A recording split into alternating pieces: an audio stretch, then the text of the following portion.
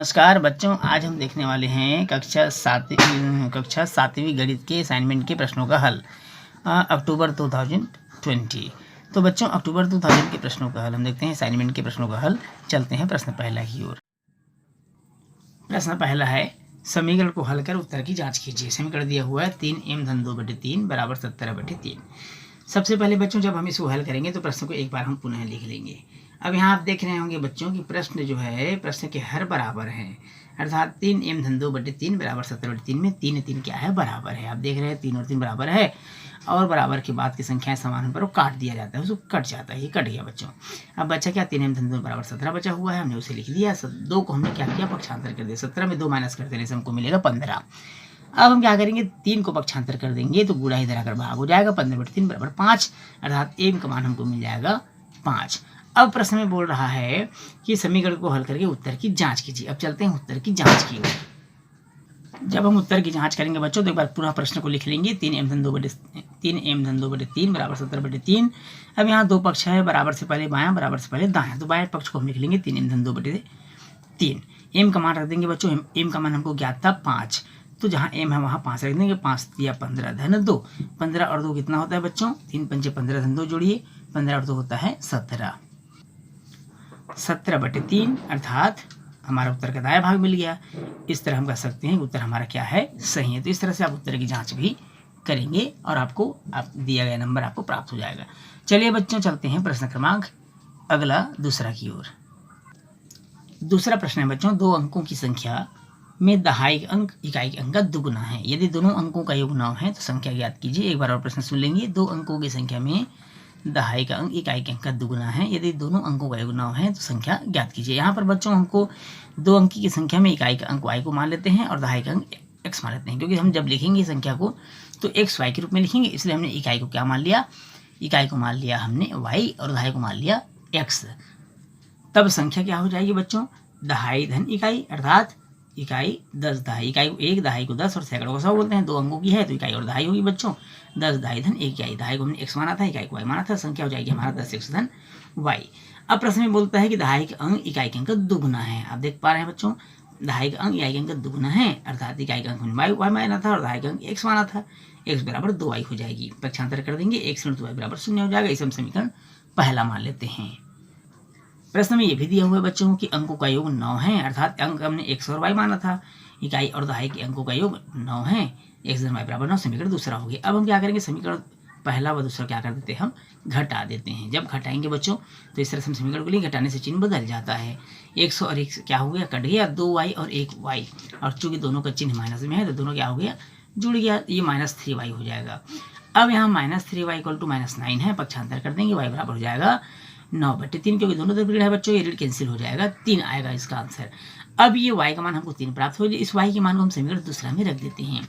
समीकरण दूसरा में रखेंगे तो x धन 3 बराबर 9 हो जाएगा। फिर पक्षांतर कर देंगे, x बराबर हो जाएगा बच्चों 9 ऋण 3, 9 में 3 घटा देंगे 6 मिलेगा। अब संख्या क्या माने थे हम, 10x धन y। x का मान 6 है, y का मान 3 है, तो 10 × 60, 60 और 3 63 होगी। इस तरह से हमने संख्या मालूम कर लिया। अब यहीं से हम उत्तर की जांच भी कर सकते हैं बच्चों, हालांकि इसमें नहीं पूछा है। जैसे दोनों अंकों का योग 9 है तो 6 और 3 9 होता है बच्चों। फिर प्रश्न बोल रहा है कि दहाई का अंक इकाई के अंक दुगुना है, तो 3 दूनी 6, इकाई का अंक 3 है, दहाई का अंक 6 है, तो इसका दुगुना है दहाई का अंक। तो इस तरह से हम उत्तर की जांच भी कर सकते हैं। निश्चित रूप से हम कर सकते हैं कि हमारा आंसर क्या है, सही है। चलते हैं बच्चों अगले प्रश्न की ओर। प्रश्न क्रमांक तीसरा, किसी आयत की लंबाई व चौड़ाई में 2:3 का अनुपात है। यदि आयत का परिमाप 90 सेंटीमीटर हो तो आयत की लंबाई व चौड़ाई ज्ञात कीजिए। यहाँ पर देखेंगे बच्चों, आयत की लंबाई और चौड़ाई में 2:3 दिया हुआ है। इस 2:3 का अनुपात है, इसलिए हमको लंबाई 2x और चौड़ाई को 3x मानना होगा। तो माना कि आयत की लंबाई 2x है और चौड़ाई कितना है बच्चों, 3x है। प्रश्न में क्या बोल रहा है कि परिमाप इसका 90 सेंटीमीटर है। परिमाप 90 सेंटीमीटर दिया हुआ है।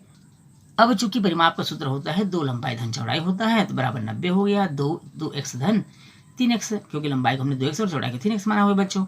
3 और 2 5x होता है, 5 और 10x होता है, बराबर 90। पक्षांतर कर देने से 90/10 हो जाएगा, क्योंकि इधर गुणे इधर आकर भाग हो जाएगा। 9 सेंटीमीटर आपको प्राप्त हो जाएगा। अब आयत की लंबाई को हमने क्या माना था बच्चों, 2x माना हुआ था।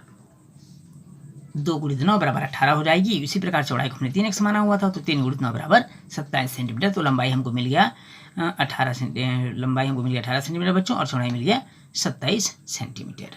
तो इस तरह से हम ज्ञात कर सकते हैं। चलिए बच्चों चलते हैं अगले प्रश्न की ओर।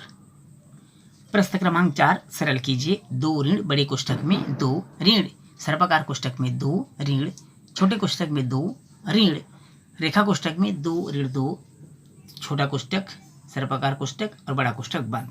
प्रश्न आप देख पा रहे हैं बच्चों। एक बार हम इस प्रश्न को पुनः लिख लेंगे। 2 ऋण 2 बड़े कोष्ठक के अंदर में ऋण सर्पाकार कोष्ठक में 2 ऋण छोटा कोष्ठक में 2 ऋण रेखा कोष्ठक में 2 ऋण 2 और इस तरह से सभी कोष्ठक बंद कर देंगे। सबसे पहले देखिए बच्चों, बोडमास फार्मूला आप सब जानते हैं।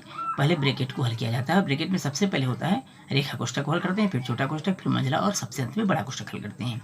तो यहाँ पर 2 में 2 घटा देंगे, हमको शून्य प्राप्त हो जाएगा। रेखा कोष्ठक हल हो गया। अब 2 में फिर शून्य घटा देंगे बच्चों, हमको 2 मिलेगा। अब ये छोटा कोष्ठक भी हल हो गया। फिर 2 में 2 घटाएंगे बच्चों, हमको शून्य मिल जाएगा। ये सर्पाकार कोष्ठक हल हो गया। अब 2 में शून्य घटाने से हमको 2 ही मिलेगा बच्चों। बड़ा कोष्ठक भी हल हो गया। पुनः अंत में 2 में 2 घटा देंगे और हमको मिल जाएगा शून्य। तो इस तरह से इस प्रश्न का आंसर प्राप्त होगा 0, शून्य प्राप्त होगा। चलते हैं बच्चों अगले प्रश्न की ओर। प्रश्न क्रमांक 5वां मान ज्ञात कीजिए। 15 धन ऋण 3 का ऋण 4 ऋण 6 अर्थात का मतलब होता है बच्चों गुणा। का मतलब क्या होता है? गुणा होता है। इस तरह से हम गुणा कर देंगे और गुणा को पहले हल किया जाता है। आप सभी लोग जानते हैं बोडमास फार्मूला। बोडमास में ब्रैकेट की फिर आता है ऑफ। तो पहले कोष्ठक हल करते हैं, फिर ऑफ को हल करते हैं। ऑफ मतलब का को हल करते हैं। तो का मतलब यहाँ गुणा हो गया और गुणा 4 × 12 हो जाएगा बच्चों। यहाँ ऋण 3 है, यहाँ ऋण 4 है, तो हो जाएगा धन 12। अब 15 धन ऋण 12 ऋण 3 ऋण 4 था, ये 12 हो चुका है बच्चों। तो 15 और 12 जोड़ेंगे 27 हो जाएगा। 27 में 6 घटा देंगे, हमको मिल जाएगा 21। तो इस तरह से इस प्रश्न का हल भी हमको प्राप्त हो गया। असाइनमेंट में अक्टूबर 2020 में बच्चों कक्षा 7 में 5 प्रश्न दिया हुआ है और इन 5 प्रश्नों के उत्तर आपके सामने रखे गए। निश्चित रूप से आपको वीडियो पसंद आया होगा बच्चों। यदि वीडियो पसंद आया है तो वीडियो को लाइक और शेयर जरूर करिएगा और यदि आप चैनल पर नए हैं तो चैनल को सब्सक्राइब करना बिल्कुल नहीं भूलिएगा। तो मिलेंगे बच्चों नवंबर की असाइनमेंट के हल के साथ। तब तक के लिए नमस्कार।